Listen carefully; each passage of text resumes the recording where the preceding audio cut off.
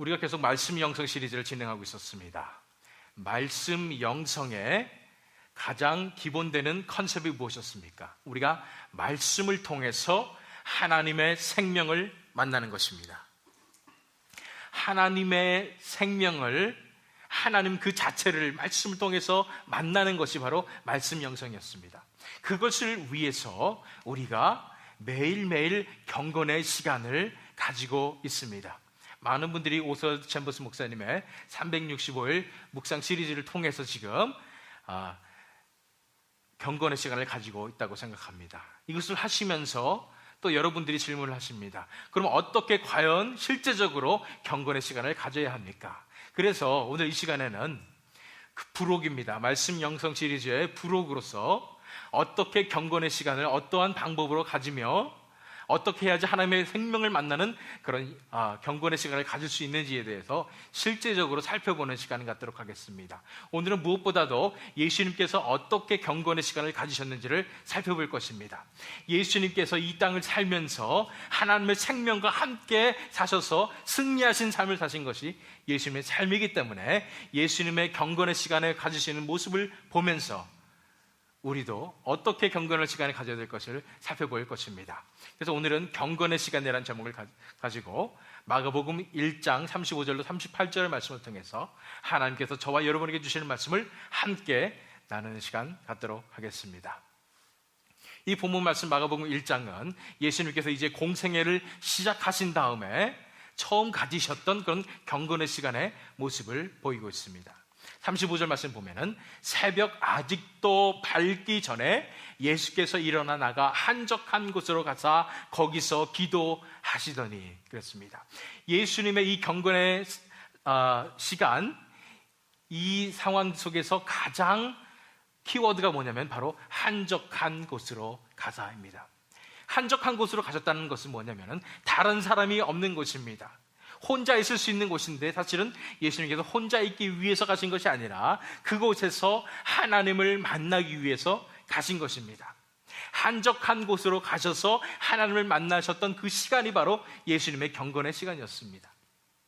근데 시점을 보면 새벽 아직도 밝기 전에 그랬습니다. 제가 전에도 말씀드렸지만 예수님도 그렇고 성경의 인물들이 아침에 하나님을 만나는 시간을 많이 가졌습니다. 그것에 유익이 돼서 제가 말씀드린 적이 있죠. 아침을 하나님과 함께 시작하는 그 시간이 얼마나 유익한지를 제가 말씀드린 적이 있습니다. 어쨌든 한적한 곳으로 가는 것이 굉장히 중요했는데 왜 예수님께서 한적한 곳에 가셔서 하나님을 만나시는 이 시간을 가졌을까요? 그것에 대해서 먼저 살펴보도록 하겠습니다. 예수님께서 한적한 곳으로 가셨던 그 목적 두 가지에 대해서 살펴보겠습니다. 다시 말해서 우리가 왜 한적한 곳에 가서 이러한 경건의 시간을 가져야 되는지에 대해서 먼저 살펴보는 것입니다. 35절 말씀 다시 보면은 새벽 아직도 밝기 전에 예수께서 일어나 나가 한적한 곳으로 가사 거기서 기도하시더니 이렇게 말씀하셨어요. 예수님의 상황을 보시기 바랍니다. 새벽 아직도 밝기 전이라고 했습니다. 아직 동이 트기도 전에 예수님께서 한적한 곳에 가셔서 거기서 기도를 하셨다는 것입니다. 지금 이 상황이 어떤 상황인지를 보기 위해서 바로 전 말씀 32절부터 34절까지 볼게요. 저물어 해 질 때에 모든 병자와 귀신 들린 자를 예수께 데려오니 온 동네가 그 문 앞에 모였더라. 예수께서 각종 병이 든 많은 사람을 고치시며 많은 귀신을 내쫓으시되 귀신이 자기를 알므로 그 말하는 것을 허락하지 아니하시니라. 예수님께서 처음에 가버나움에 가셔서 회당에서 말씀을 선포하셨을 때 귀신 들린 사람이 회방을 놨어요. 그러니까 예수님이 귀신 들린 사람을 내쫓아 버리셨어요. 그 다음에 이제 베드로의 장모의 열병을 고치시고 나니까 사람들이 다, 온 동네 사람들이 다 몰려온 것입니다. 병자와 귀신 들린 자들이 다 모여서 예수님께 왔어요. 그래서 예수님께서 수많은 사람들의 병을 고치시고 또 귀신을 내쫓으신 바로 그 사건이었습니다. 그런데 이 사건 바로 뒤에 예수님께서 새벽 아직도 밝기 전에 예수께서 일어나 나가 한적한 곳으로 가셨다는 것입니다. 이것은 무엇을 의미할까요? 예수님께서 왜 한적한 곳으로 가셨을까요? 이것의 의미는 바로 휴식이었습니다. 예수님께서 경건의 시간을 가진 그 목적은 바로 첫 번째 목적은 휴식이었습니다. 정말 우리에게 이해가 안 가는 듯한 그런 부분입니다. 왜냐하면 경건의 시간 그러면은 솔직히 좋은 건 다 알고 있습니다. 우리가 하나님을 만나고 하나님의 말씀을 묵상하는 거 다 좋은 건 알고 있습니다. 그런데 그것이 휴식이라니요. 우리가 경건의 시간을 가진다면은 우리한테 좋다니까 우리가 입에는 쓰지만은 몸에 좋은 그 보약을 먹듯이 우리가 가지는 것이 경건의 시간인데, 예수님께서는 이 경건의 시간이 예수님한테 휴식이 되셨다는 것입니다. 어떻게 이런 일이 가능할까요? 우리 생각을 해보시기 바랍니다. 우리가 열심히 일을 했어요. 열심히 사역도 하고 열심히 일을 했어요. 그런데 우리가 휴식을 어떻게 취합니까? 우리는 세상의 것을 생각하게 되어 있습니다. 저같이 내성적인 분들은 집에 가셔서 한적한 곳으로 가셔서 거기에서 TV를 보신다든지, 남자분들은 스포츠를 보신다든지, 여자분들은 드라마를 보신다든지, 또 좀 더 외향적인 분들은 친구 만나서 논다든지, 아니면은 수다를 떤다든지, 이러면서 스트레스를 푸는 것, 이것이 휴식이라고 생각하고 있습니다. 그런데 예수님께서는 이러한 엄청난 사역을, 수많은 사람을 고치고 귀신을 쫓는 엄청난 사역을 감당하신 다음에 예수님께서 하신 휴식의 선택은 바로 하나님 앞에 오는 것입니다. 경건의 시간을 갖는 것입니다. 그 안에 진짜 휴식이 있었음을 알고 계셨던 것입니다. 예수님이니까 그렇지요 라고 말씀하실 수 있지 않겠습니까? 하나님의 아들이신 예수님이니까 이런 휴식이 가능하죠. 우리 같은 사람은 어떻게 이런 휴식을 할 수 있겠습니까? 마가복음 6장 30절 31절 말씀 읽겠습니다. 사도들이 예수께 모여 자기들이 행한 것과 가르친 것을 낱낱이 고하니 이르시되 너희는 따로 한적한 곳에 가서 잠깐 쉬어라 하시니 이는 오고 가는 사람이 많아 음식 먹을 겨를도 없습니다. 이 제자들을 둘씩 보내셨어요. 그래서 사역을 감당하게 하셨습니다. 그래서 제자들이 말씀을 선포하고 귀신도 쫓고 이런 일들 다 했는데 이제 나와서 너무 신나는 거예요. 너무 놀라운 그런 결과를 얻어서 사도들이 예수께 모여서 자기들이 행한 것과 가르친 것을 낱낱이 고했던 것이에요. 그런데 놀랍게도 예수님께서 니네들 수고했으니까 가서 이제 뒤풀이 해라, 실컷 즐겨라, 이렇게 하시는 게 아니라 너희는 따로 한적한 곳에 가서 잠깐 쉬어라, 이렇게 말씀하신 것입니다. 제자들에게 말씀하셨어요. 너희들의 진정한 휴식은 내 안에 있다, 하나님 안에 있다 말씀하시는 거예요. 제자들이 한적한 곳에서 쉬어라 그런 말씀을 알아들었을까요? 알아들었습니다. 왜요? 제자들은 봤습니다. 예수님이 어떻게 한적한 곳에 가셔서 쉬시는지를 봤습니다. 하나님 앞에 무릎 꿇고 기도함으로 휴식을 취하는 것입니다. 이것은 우리 특별히 사역자들에게 정말 큰 의미를 가져다 줍니다. 왜냐하면 우리가 사역을 열심히 다 끝내고 난 다음에는 정말 너무 exhaust되고 굉장히 힘든 상황에서 우리 마음 가운데 허탈함이 몰려오고 공허함이 몰려옵니다. 그런 상황에서 우리가 택해야 할 휴식은 뭐라고요? 경건의 시간입니다. 하나님 안에서 휴식해야 된다는 것입니다. 그 허탈함에 대해서 여러분 아십니까? 제가 옛날에 노래를 하고 성악을 하고 오페라를 하고 이랬을 때 큰 공연을 마치고 나면 너무나 허탈합니다. 그렇기 때문에 다들 모여서 뒤풀이를 하고 그렇게 합니다. 친구들끼리 모여서 뒤풀이를 합니다. 왜냐하면 이 허전한 마음을 달래기 위해서 그렇게 되는 것입니다. 저 같은 목회자들에게 가장 챌린지가 되는 것은 주일 오후입니다. 왜냐하면 모든 주일 오전 예배 때 모든 에너지와 영적인 힘을 다 쏟고 난 다음에 너무나 exhausted 되기 때문에 휴식이 필요한데, 하나님께서 저에게 지금 주시는 말씀 같아요. 어떻게 휴식을 해야 되느냐? 예수님처럼 휴식을 해라. 예수님처럼 하나님을 만남으로, 하나님 앞에 무릎 꿇음으로 예수님 안에서 휴식을 해야 된다고 말씀해 주시는 줄로 있습니다. 마찬가지로 여러분들의 삶 가운데서 세상의 일을 열심히 합니다.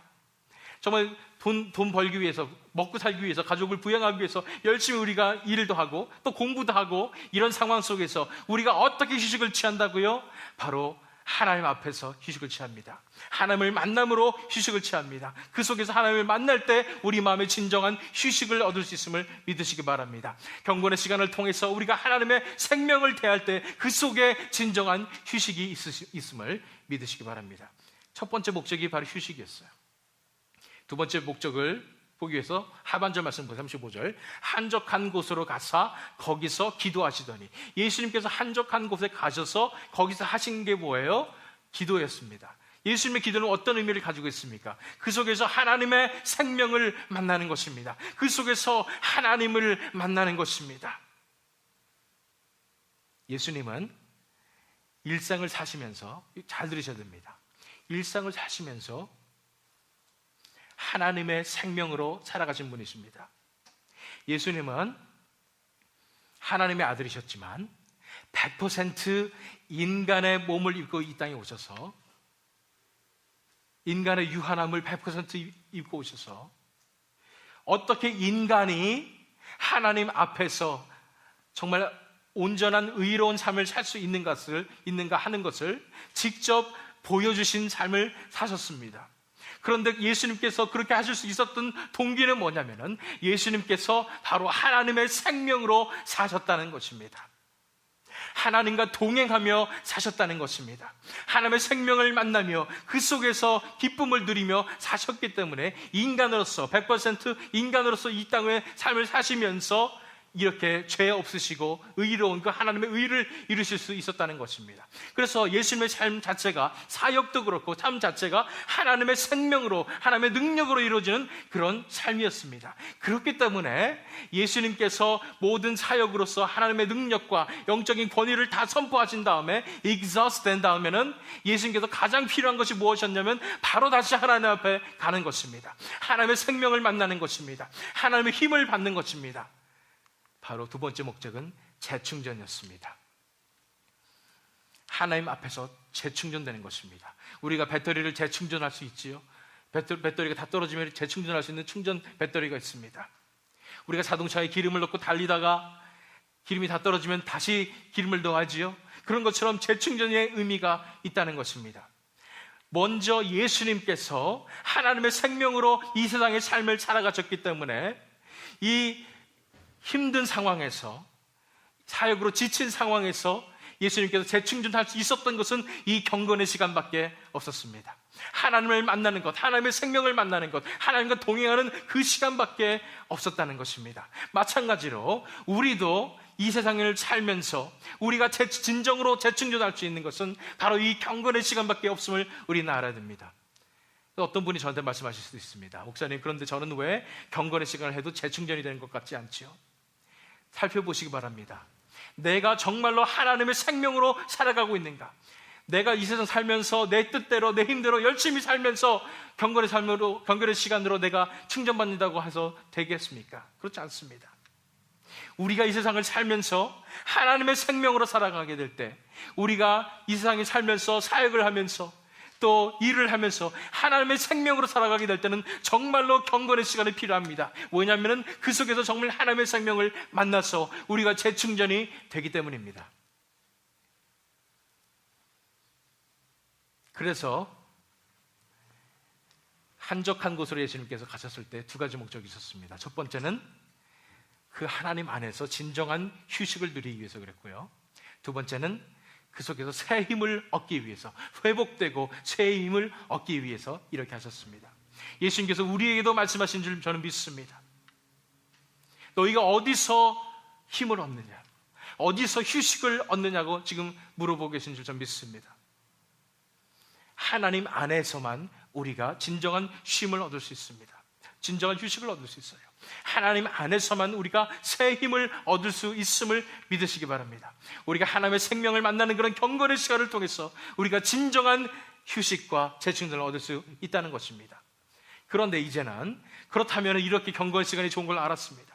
그러면 어떻게 실제적으로 이러한 경건의 시간을 가질 수 있겠습니까? 라는 질문에 대한 대답으로 하나님을 만나는 경건의 시간을 위한 세 가지 단계라는 것으로 함께 살펴보겠습니다. 하나님을 만나는 경건의 시간을 위한 세 가지 단계입니다. 실제적으로 우리가 이제 경건의 시간을 어떠한 순서로 어떻게 진행해야 하는지에 대해서 우리가 배우는 것입니다. 다시 한번 35절 말씀을 보면은, 새벽 아직도 밝기 전에 예수께서 일어나 나가 한적한 곳으로 가서 거기서 기도하시더니 그랬습니다. 예수님께서 새벽 아직도 밝기 전에 라고 말씀하시는 거예요. 마치 예수님의 이 모습을 보면 얼마나 예수님이 갈급하셨던 걸 알 수 있습니다. 마치 골프에 재미를 들인 어떤 남자분이 새벽 아직도 밝기 전에 골프 도구를 챙겨서 밖으로 나가, 이런 것처럼 우리가 어린아이가 소풍 가는 것이 너무 익사했다 가지고 새벽 아직도 밝기 전에 일어나서 준비하는 것처럼 예수님께서는 새벽 아직도 밝기 전에 일어나서 하나님 앞에 나갔습니다. 뭐가 이렇게 갈급하셨던 것일까요? 예수님께서는 하나님의 생명을 만나기를 너무나 갈급해 하셨던 것입니다. 하나님을 만나는 경건의 시간을 위해 세 가지 단계 중에 그 첫 번째가 이것입니다. 하나님의 생명을 갈급히 찾으십시오라는 것입니다. 먼저 우리가 경건의 시간을 시작하게 될 때 첫 번째 우리가 찾아야 될 것은, 갈급히 찾아야 될 것은 바로 하나님의 생명을 갈급히 찾아야 되는 것입니다. 그래서 처음에 우리가 경건의 시간을 시작할 때 첫 번째 우리가 해야 될 일은 기도입니다. 기도로서 회개 기도해야 되는 것입니다. 저는 죄인입니다. 고백을 하고요, 하나님 앞에 죄가 있으면 우리가 하나님께 나갈 수가 없기 때문에 회개 기도하면서 제 모든 것을 내려놓습니다. 하나님 임재하여 주시옵소서. 이런 기도를 하면서 하나님의 생명을 찾습니다. 그 다음 우리가 해야 될 것이 무엇이냐면, 가장 올바르고 가장 안전한 하나님의 생명을 만나는 방법이 무엇이라고 배웠습니까? 바로 말씀을 통해서라고 배웠습니다. 말씀 영성입니다. 그래서 이제 말씀을 묵상하게 되는 것입니다. 말씀을 묵상을 통해서 하나님의 생명을 우리가 만나게 되는 것이 두 번째 단계예요. 그런데 우리는 지금 우리 교회 현실을 보면은 우리가 다 함께 오사스 챔버스 목사님의 365일 묵상을 하고 있습니다. 그것을 통해서 이제 하나님을 만나게 되는 것, 그것이 이제 두 번째 단계인데, 어떻게 그러면 그 묵상집을 잘 효율적으로 활용하느냐, 이런 실제적인 부분에서 말씀을 드리면, 거기에 딱 한 구절밖에 안 나와 있습니다. 그렇죠? 한 구절밖에 안 나와 있는데 그게 어떤 컨텍스트에서 나왔는지 우리는 알 길이 없습니다. 그렇기 때문에 가장 먼저 해야 될 일은 그 성경 구절을, 성경을 펴놓고 찾으시길 바라요. 그래서 거기서 찾으셔서 앞뒤 문맥을 보시고 거기에 나와 있는 것에 왜 예수님께서 이런 말씀하셨고 왜 말씀이 이런 말씀인지, 오사드 챔버스 목사님은 왜 이런 말씀을 하셨는지를 이해를 먼저 해야 되는 것입니다. 그래서 한 구절만 묵상하지 마시고 그 전체를 묵상하시면서 그 속에 있는 하나님의 생명을 만나시기 바랍니다. 그래서 그 속에서 하나님의 말씀 속에 있는 하나님의 생명을 갈급히 찾음으로 만나시길 바랍니다. 왜요? 하나님의 말씀 속에는 진정한 하나님의 능력과 권능과 하나님의 생명이 들어있기 때문입니다. 디모데후서 3장 16절 말씀 보세요. 모든 성경은 하나님의 감동으로 된 것으로 교훈과 책망과 바르게 함과 의로 교육하기에 유익하니, 그렇습니다. 이 하나님의 성경의 말씀 가운데 하나님의 감동이 들어있음을 믿으시기 바랍니다. 그 속에 하나님의 생명이 들어있음을 믿으시기 바랍니다. 그렇기 때문에 그 말씀을 통해서 우리가 하나님의 생명을 갈급히 찾게 되는 것, 그래서 하나님을 만나게 되는 것, 하나님의 생명을 만나게 되는 것이 우리가 첫 번째 해야 되는 단계라는 것입니다. 하나님의 생명을 갈급히 먼저 찾으십시오. 두 번째 단계를 보기 위해서 35절 하반절 말씀 다시 보면은, 한적한 곳으로 가사 거기서 기도하시더니, 그랬습니다. 예수님께서 결국 한적한 곳으로 가서 하신 것이 무엇이었습니까? 거기서 기도하셨다는 것입니다. 다시 말씀드려서 그곳에서 기도하시면서, 기도하시기 위해서 이렇게 일찍 일어나셔서 하나님 앞으로 가셨어요. 두 번째 우리가 해야 되는 단계는 이것입니다. 기도로 하나님과 함께 시간을 보내십시오. 기도로 하나님과 함께 시간을 보내십시오. 예수님께서 그곳에서 기도하신 것은 뭐냐면 하나님과 함께 시간을 보낸 것입니다. 그곳에서 뭐예요? 첫 번째 말씀을 통해서 하나님의 생명을 만났지요. 이제 만난 하나님의 생명을 가지고 이제 하나님을 만났기 때문에 이제 기도로서 하나님과 함께 시간을 보내는 것입니다. 기도로 하나님과 함께 시간을 보내는 것에 대해서 지난 시간에 제가 말씀드린 적이 있습니다. 어떻게 말씀드렸나요? 우리가 하나님을 너무나 사모하기 때문에 우리가 기도할 때 할 것은 다른 것이 아니라, 우리가 소원 기도 드리는 것 아니고 중보 기도 드리는 것도 아니고 방언 기도하는 것도 아니고, 그 속에서 하나님과 함께 있는 그 시간을 즐기는 것, 하나님과 함께 있는 것, 하나님의 영광 가운데 함께 있는 것, 하나님의 영광을 그 빛을 바라보면서 그 그 속에서 우리가 하나님을 임재를 즐기며 있는 것, 이것이 정말로 기도라고 그랬습니다. 이런 기도를 예수님께서 하셨기 때문에 하나님의 생명 가운데서 새 힘을 얻고 예수님께서 다시 생활하실 수 있는 인간으로서의 삶을 살 수 있는 그런 비결이 되었던 것입니다. 마찬가지로 우리가 즐겁게, 그 시간이 얼마나 즐거운지 몰라요. 하나님과 함께 있는 그 시간, 사랑하는 사람과 연인과 함께 있을 때 우리 마음이 즐겁듯이, 그보다 훨씬 더 사랑하는 하나님과 사랑하는 예수님과 우리가 함께 있을 때에, 그 임재 가운데 있을 때 우리는 가장 즐거운 시간을 보내게 되는 것입니다. 그냥 우리는 즐거워서 그 예수님과 함께 보냈는데 덤으로 어떤 일이 발생합니까? 하나님의 생명이 우리를 만나주시기 때문에 우리 삶에 진정한 휴식이 임합니다. 진정한 기쁨이 임합니다. 하나님께서 역사해 주시기 때문에 우리 삶 속에서 진정한 새 힘을 얻을 수 있습니다. 재충전이 될 수 있는 놀라운 역사가 일어나는 것입니다.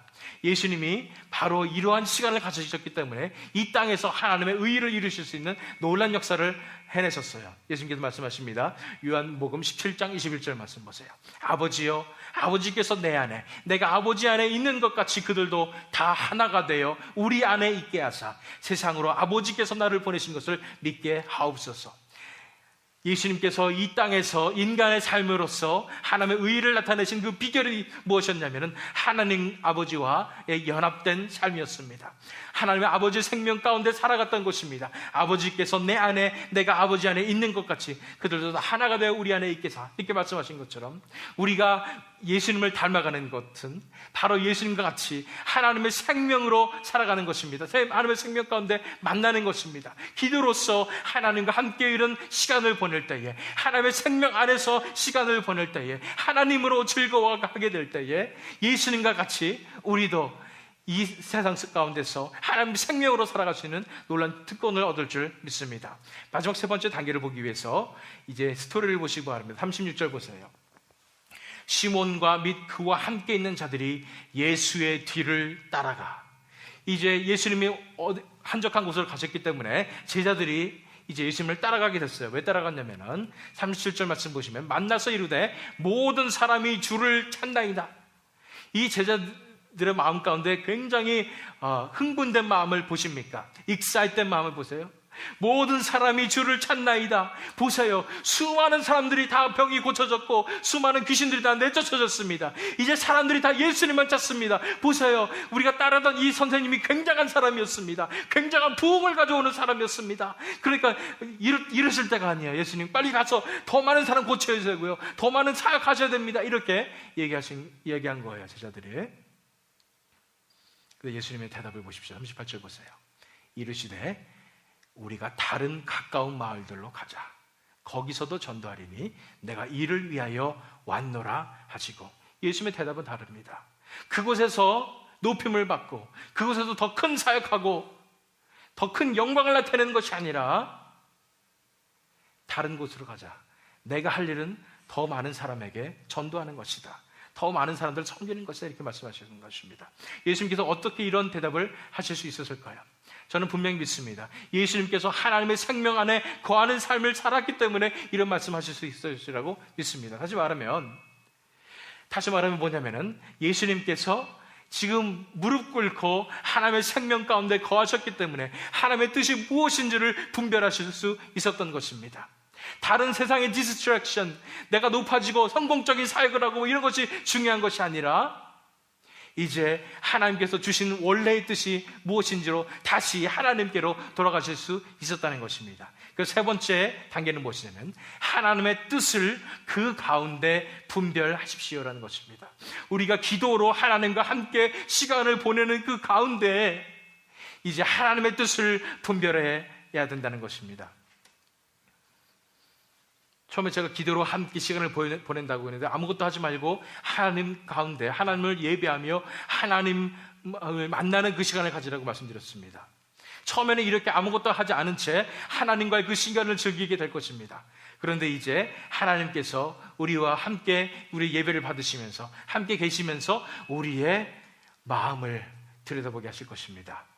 우리의 마음의 모난 부분들 하나하나 말씀해 주실 것입니다. 그 기도 가운데서 우리가 해결해야 되는 부분을 다뤄주시고 우리의 삶의 현실들을 말씀해 주실 것입니다. 분별하게 하실 것입니다. 하나님의 마음을 느끼게 하실 것입니다. 그것이 하나님께서 이 기도 가운데 우리가 하나님만을 바라보며 나갈 때 하나님께서 우리에게 기도를 통해서 하시는 그 사역입니다. 우리의 마음을 만져주시고 우리가 어떤 부분에서 해결을 해야 되고 어떻게 분별해야 되는지를 하나님께서 얘기해 주신다는 것입니다. 우리가 기도로 나가게 될 때, 경건의 시간에 기도로 나가게 될 때, 하나님만 바라보며 나갈 때 하나님께서 그 뜻을 우리에게 나타내 주시고 우리가 하나님의 마음을 받음으로 말미암아 하나님의 뜻을 분별할 수 있게 되는 것입니다. 그게 마지막 단계예요. 로마서 12장 2절 말씀입니다. 너희는 이 세대를 본받지 말고 오직 마음을 새롭게 함으로 변화를 받아 하나님의 선하시고 기뻐하시고 온전하신 뜻이 무엇인지 분별하도록 하라. 사도 바울이 말씀하셔서 하나님의 선하시고 기뻐하시고 온전하신 뜻이 무엇인지 분별하도록 하라. 우리가 하나님께로 돌아갈 때에, 우리가 하나님의 생명을 만나게 될 때에 그때 우리는 다시 깨닫게 되는 거예요. 돌아가게 되는 거예요. 아, 그랬구나. 하나님의 뜻이 여기 있었지. 내가 왜 다른데 하늘을 밟고 있었지? 그러면 하나님 앞에 돌아오게 되는 것입니다. 하나님의 마음을 받게 되기 때문에 하나님 안에서 우리가 분별할 수 있게 되는 것입니다. 너는 이 세대를 본받지 말고 그랬습니다. 이 세상이 너무나 우리를 휩쓸어 놨기 때문에, 우리를 흔들어 놨기 때문에 자꾸만 이렇게 하면 될까? 저렇게 하면 될까? 이게 맞는 방법일까? 이러면서 우리가 흔들리게 될 때에 우리가 하나님 앞으로 나가게 될 때, 경건의 시간을 통해서 하나님의 생명을 만나게 될 때에 우리는 이것이 하나님의 뜻이었지, 내가 왜 자꾸만 흔들렸었지? 라면서 하나님 앞에 돌아올 수 있게 되는 것입니다. 그것이 바로 하나님의 안에서 우리가 하나님의 뜻을 분별할 수 있는 비결이라는 것입니다. 그래서 세 번째 단계는 뭐예요? 하나님의 뜻을 그 가운데, 그 기도하는 가운데 분별하라는 것입니다. 여기까지가 하나님을 만나는 경건의 시간의 단계입니다. 그렇다면 우리가 구체적으로, 현실적으로 우리가 이제 아침에 일어났어요. 새벽에 일어나서 경건의 시간을 시작을 한다고 생각해 보십시오. 그러면 우리가 어떤 순서로 경건의 시간을 가지면 좋겠습니까? 이런 순서로 가진 것이 좋다고 제가 여러분들에게 권면을 드립니다. 첫 번째, 우리가 경건의 시간을 시작하면서 바라봐야 될 것은 회개 기도입니다. 첫 번째 해야 되는 것은 회개 기도예요. 어떻게 회개해요? 하나님, 저는 죄인입니다. 내 자신의 죄인됨을 고백하고요, 내 속에 죄악이 있었다면 그 죄악에 대해서 하나님 앞에 용서를 구해야 됩니다. 왜냐하면 그렇지 않으면 하나님의 임재를 우리가 만날 수 없기 때문입니다. 무엇보다도 그리고 하나님, 제 자아를 내려놓습니다. 세상에 대한 욕망도 내려놓습니다. 내 모든 것을 다 내려놓습니다. 하나님, 제 마음을 하나님의 임재로 채워주시옵소서. 먼저 기도하고 시작하시기 바랍니다. 갈급한 마음으로 하나님의 임재를 구하는 마음으로 기도를 하세요. 두 번째로 해야 될 단계가 뭐예요? 말씀 묵상이에요. 우리 같은 경우에 오스로 챔버스 목사님의 그 말씀 묵상을 통해서 또 성경책을 펴놓고 그 패러그래프를 묵상하라고 그랬습니다. 말씀 묵상을 통해서 이제 하나님의 생명을 만나는 것입니다. 그 속에 있는 그 말씀 겉에 있는 내용이 아니라 그 속에 들어가 있는 십자가 복음의 하나님의 생명을 만나라는 것입니다. 그 다음에 그 만난 하나님의 생명을, 세 번째는 예배 기도를 통해서 하나님 생명 안에 거하는 그런 기도 시간을 통해서, 이 시간에 몇 분이 되어도 좋습니다. 5분이, 처음에는 5분도 하기 힘들지 몰라요. 10분이 되어도 좋습니다. 30분 되어도 좋습니다. 1시간, 2시간이 되어도 좋습니다. 그 속에서 하나님의 생명 안에 거하는 그 기도 시간을 통해서 하나님께서 우리의 삶을 만져주실 것입니다. 그 만져주시는 단계가 바로 네 번째 단계입니다. 분별 및 적용이에요. 이제는 그 기도를 통해서 이제 하나님의 뜻을 우리가 분별하고 이제 하나님께서 알려주시는 그 삶대로 우리가 순종하면서 삶에 적용하는 결심을 내리는 것이 바로 마지막의 순서가 된다는 것입니다. 첫 번째는 회개 기도입니다. 기억하세요? 두 번째는 말씀 묵상으로 하나님 생명을 만나고요. 세 번째는 그 만난 하나님 생명 안에서 우리가 예배하면서 하나님의 그 임재 가운데 거하는 것이고요. 네 번째는 이제 그 하나님께서 나의 삶에 사역을 하시는, 내 삶 속에 고쳐야 될 것을 말씀해 주시고 내 삶 속에 역사하시는 그런 하나님의 생명을 우리가 만나는 것. 그래서 하나님의 뜻을 분별하고 우리 삶 가운데 순종함으로 적용하게 되는 것이 이 경건의 시간의 구체적인 단계가 됨을 저는 믿습니다. 그래서 이 단계로 여러분들이 경건의 시간을 할 때 하나님께서 분명히 여러분 삶 속에서 예수님을 만나주신 것처럼 우리를 만나주실 줄 믿습니다. 마지막 초청의 말씀 드리도록 하겠습니다. 오늘의 마지막 초청의 말씀은 이것입니다. 예수님처럼 매일 경건의 시간을 가짐으로 예수님을 닮아가는 삶을 살아가십시오라는 것입니다. 예수님처럼 매일 경건의 삶을 가짐으로 예수님을 닮아가는 삶을 살아가라는 것입니다. 제가 말씀드렸듯이 예수님께서 100% 인간으로서 이 땅에서 하나님의 의를 이루는 그런 삶을 사셨을 때 그 비결이 무엇이었냐면 바로 하나님과 동행했다는 것입니다. 하나님의 생명과 동행했다는 것입니다. 하나님과 함께 계셨다는 것입니다. 매일매일 하나님 앞에 나옴으로, 새벽 그 미명에 하나님 앞에 무릎 꿇음으로, 기도하심으로 나왔기 때문에 하나님의 생명으로 사실 수 있었던 것입니다. 다시 35절 말씀 읽을게요. 새벽 아직도 밝기 전에 예수께서 일어나 나가 한적한 곳으로 가사 거기서 기도하시더니, 예수님의 이 삶이 계속 지속되었기 때문에 영적인 힘이 고갈될 때도, 육체적으로 힘들 때도 예수님은 새벽 밝기 전에 하나님 앞에 무릎 꿇고 경건의 시간을 통해서 하나님의 생명을 만났기 때문에 새 힘을 얻고 모든 죄악의 유혹을 물리치고 승리하실 수 있었던 그런 삶을 사셨다는 것입니다. 그렇기 때문에 우리가 이제 예수님처럼 매일 경건의 시간을 우리가 가짐으로 진정으로 예수님을 닮아가는 삶을 살아야 하는 것입니다. 많이 들었을 것입니다. 우리는 예수님 닮은 삶을 살아야 합니다. 그런데 우리가 너무 많은 경우에 예수님을 모방하는 데 그치고 있지 않는가 생각합니다. 예수님이라면 어떻게 하셨을까? 이런 생각을 하면서 예수님을 그냥 모방하는 것입니다. 내 뜻대로 살면서, 내 자아로 살면서 예수님 모방할 수 있습니다. 예수님이 이렇게 했으니까 나도 이렇게 살면 되겠지 싶어가지고 예수님을 모방하려고 노력하는 것입니다.